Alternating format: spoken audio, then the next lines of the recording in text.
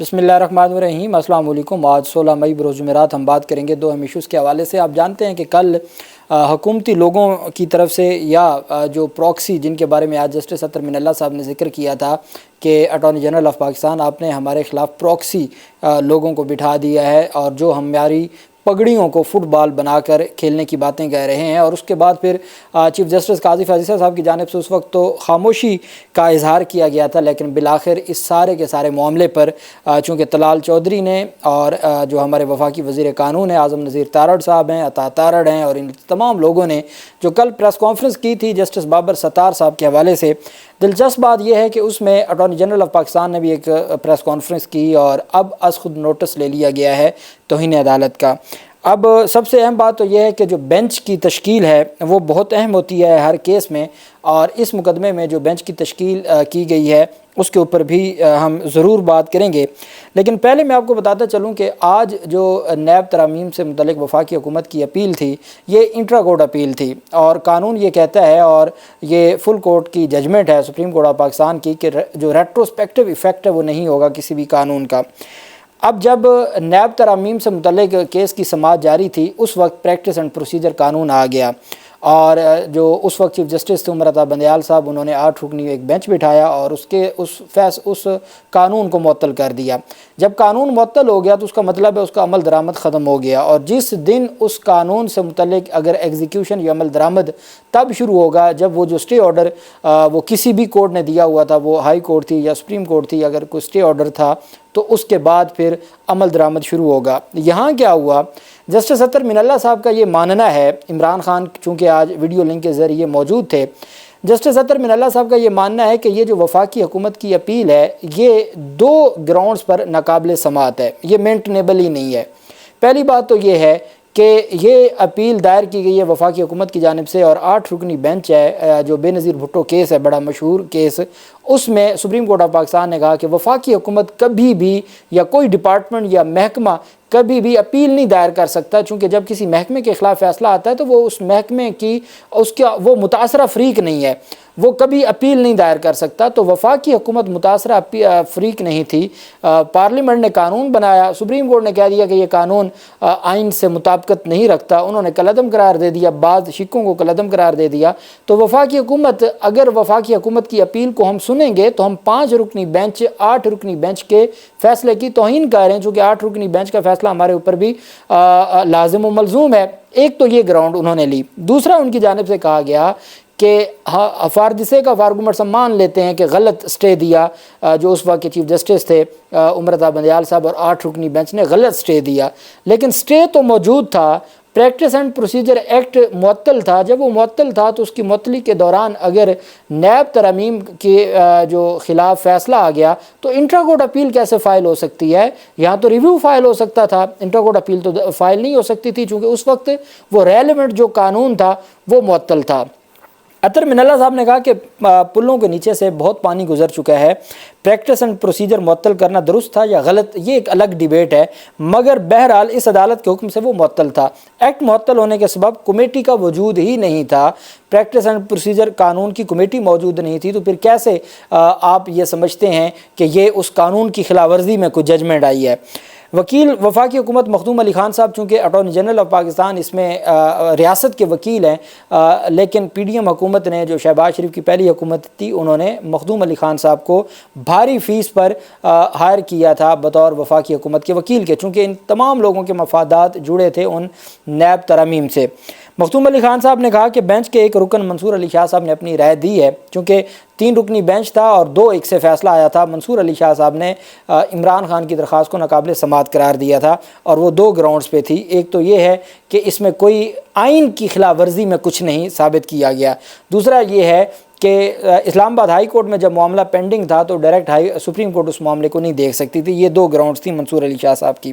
काजी फाजिसा साहब ने रिमार्क दिया कि कानून दुरुस्त नहीं है तो उसे कलअदम करार दे दें, अगर कवानीन को इस तरह से मुअत्तल किया जाता रहा तो मुल्क कैसे तरक्की करेगा? जमाल मंदोखेल साहब ने कहा कि क्या किसी बिल को मुअत्तल करना पार्लियामेंट की कार्रवाई को मुअत्तल करना नहीं है?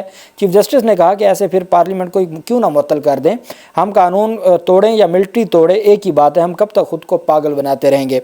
काजी फाजिसा साहब ने कहा कि کہ اگر مجھے کوئی قانون پسند نہیں ہے تو اسے معطل کر دوں، کیا یہ دیانتداری ہے؟ کیا ہم کبھی بطور ملک آگے بڑھ سکیں گے؟ ایک قانون کو معطل کر کے پھر روزانہ کیس کو سن کر فیصلہ تو کرتے، کیا قانون کو معطل کر کے بینچ اس کے خلاف بنا کر دیگر مقدمات سنتے رہنا، کیا یہ استحصال نہیں ہے؟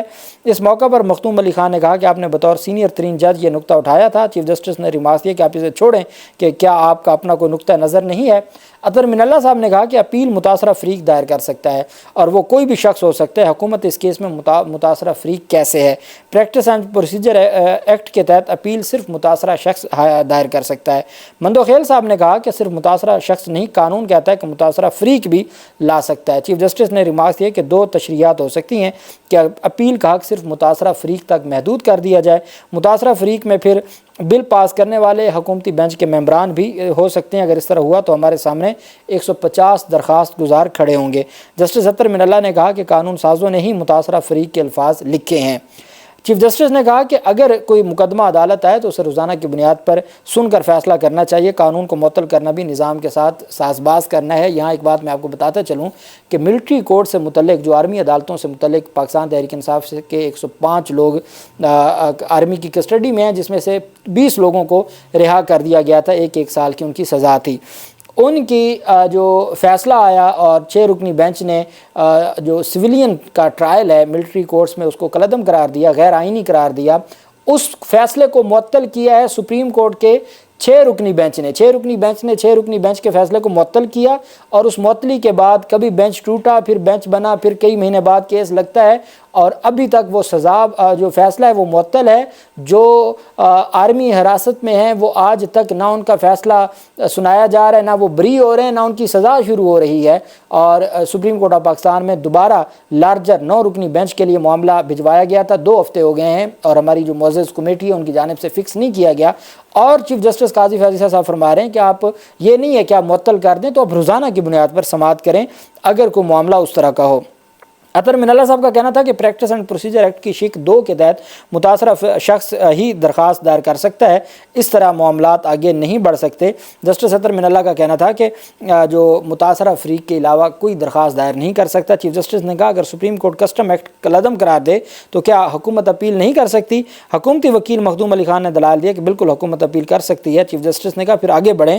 عمران خان اپنے ساتھ جو دوران سماعت عمران خان کے ساتھ جو بھی کوئی پولیس کے لوگ بیٹھے تھے یا جو بھی بیٹھے تھے ان کے ساتھ گپ شپ بھی کرتے رہے، اور 2.5 گھنٹے تقریباً سماعت جاری رہی۔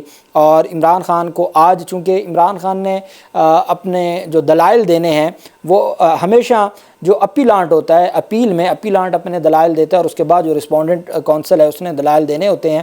تو عمران خان کو چیف جسٹس قاضی فیضی صاحب نے بڑا مسکراتے ہوئے یہ بات کی ہے کہ آپ نوٹ کر لیں، اور پھر اس کے بعد جب آپ کی باری آئے گی تو آپ ان تمام چیزوں کو عدالت کے سامنے رکھیے گا۔ اور عمران خان نے کہا کہ ٹھیک ہے جی، میں اس کو نوٹ کر رہا ہوں۔ اب اطہر من اللہ صاحب نے کہا جہاں سے یہ معاملہ شروع ہوا، آپ جانتے ہیں کہ کل فیصل بابڈا کی جانب سے اور باقی جو طلال چودھری نے بھی اس کے اوپر پریس کانفرنس کی ہے، معاملہ ایسا ہوا کہ 2 کیسز آئے سامنے توہین عدالت کے، ایک جسٹس بابر ستار صاحب کا تھا اور ایک جسٹس محسن اختر کیانی صاحب کا تھا۔ محسن اختر کیانی صاحب نے بھی خط لکھ دیا جب انہوں نے دیکھا کہ سپریم کورٹ نے سو موٹو ضرور لیا، لیکن وہ ماضی کا تو کوئی معاملہ کرے گی، لیکن اب جو مداخلت ہمارے ساتھ ہو رہی ہے اس کے اوپر سپریم کورٹ کچھ نہیں کرے گی۔ تو انہوں نے خود خط لکھا چیف جسٹس عامر فاروق صاحب کو اور انتظامی کمیٹی کو۔ انتظامی کمیٹی نے 2 لارجر بینچ بنا دی، اور دونوں لارجر بینچوں نے سماعت کر کے فریقین کو نوٹس کر کے طلب کر لیا۔ اب جب یہ معاملہ ہوا تو ساتھ بابر ستار صاحب کا ایک اور خط سامنے آ گیا کہ جی بشرا عمران احمد خان نیازی ورسز فیڈریشن آف پاکستان جو کیس ہے آڈیو لیکس سے متعلق، کہ کون آڈیو پہلے تو ریکارڈ کون کرتا ہے، کس کی اتھارٹی ہے، کس قانون کے تحت آڈیو ویڈیو ریکارڈ ہوتی ہے، کسی کے گھر کی، کسی کے موبائل فون کی، پھر اس کی جو سرویلنس کا قانون ہے، پھر وہ لیک کون کرتا ہے، پھر وہ میڈیا کے اوپر کیسے، پھر پریس کانفرنس کیسے ہوتی ہے۔ یہ انہوں نے اس کے اوپر ISI سے بھی رپورٹ طلب کی ہوئی ہے، MI سے بھی رپورٹ طلب کی ہے، IB سے بھی رپورٹ طلب کی ہے۔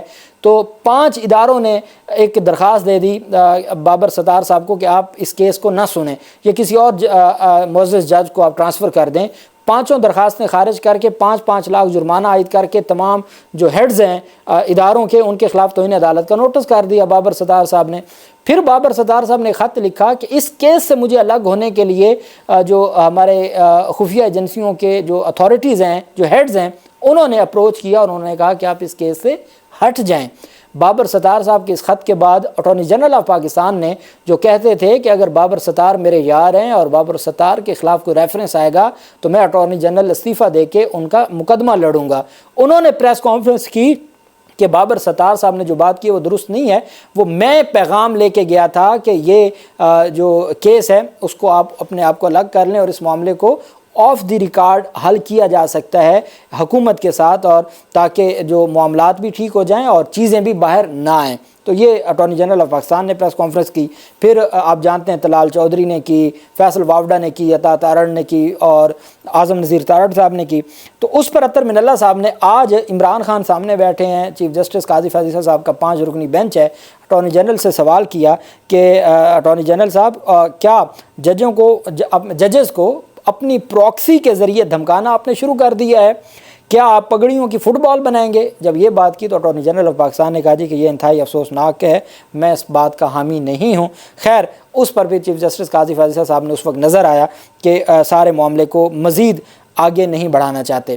اب دلچسپ بات یہ ہے کہ قاضی فیض عیسیٰ صاحب نے شام کے وقت آج کو نوٹس لے لیا، اور یہ آج کو نوٹس لیا گیا ہے فیصل وافڈا وغیرہ کی پریس کانفرنس پر۔ اب اس میں دیکھنا یہ ہے کہ یہ پریس کانفرنس تو بڑے لوگوں نے کی ہے اور اس میں پھر اس کو کس کو نوٹس جاری کیا جاتا ہے، لیکن اہم چیز یہ ہے کہ اس میں جو بینچ ہے وہ بینچ سینئر ججز پر مشتمل نہیں ہے، وہ بینچ چیف جسٹس قاضی فیض عیسیٰ صاحب ہیں، ان کے ساتھ عرفان سعادت حسن صاحب ہیں اور نعیم اختر افغان صاحب ہیں، جو حال ہی میں جو معزز ججز سپریم کورٹ آف پاکستان میں تشریف لائے، تو اس پر سپریم کورٹ آف پاکستان نے یہ اس کو نوٹس لے لیا ہے۔ کل صبح 9:30 بجے آج آپ نے دیکھا کہ جو نیب ترامیم سے متعلق کیس تھا جس میں پاکستان تحریک انصاف کے سربراہ عمران خان موجود تھے، اس کی لائیو سٹریمنگ نہیں کی سپریم کورٹ آف پاکستان نے۔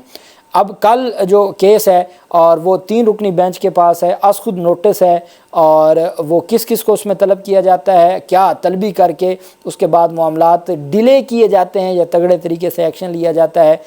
کل 9:30 بجے چیف جسٹس قاضی فیض عیسیٰ صاحب نے نوٹس جاری کر دیا ہے، اور اب اہم بات یہ ہوگی کہ توہین عدالت کا نوٹس کس کو جاری کیا جا سکتا ہے، چونکہ چیف جسٹس قاضی فیض عیسیٰ صاحب کا یہ ماننا ہے کہ میرے ہوتے ہوئے کوئی مداخلت نہیں ہوئی، اور اب اگر بابر ستار صاحب آج بھی مداخلت کی بات کر رہے ہیں تو اس پر قاضی فیض عیسیٰ صاحب اس سارے معاملے کو کیسے لے کے چلیں گے، کیونکہ اسلام آباد ہائی کورٹ خود ہی توہین عدالت کے اوپر کارروائی شروع کر چکی ہے۔ اب قاضی فیض عیسیٰ صاحب کے سارے معاملے کو لے کے چلنا، کس کو نوٹس جاری ہوتا ہے، کس کے خلاف کارروائی ہوتی ہے، کون نااہل ہوتا ہے، کل کی سماعت بہت اہم ہوگی۔ جو بھی تفصیلات ہوں گی آپ کے ساتھ شیئر کرتے رہیں گے۔ اللہ پاک پاکستان کامیاب و ناصر ہو۔ بہت شکریہ۔ اللہ حافظ۔ پاکستان زندہ باد۔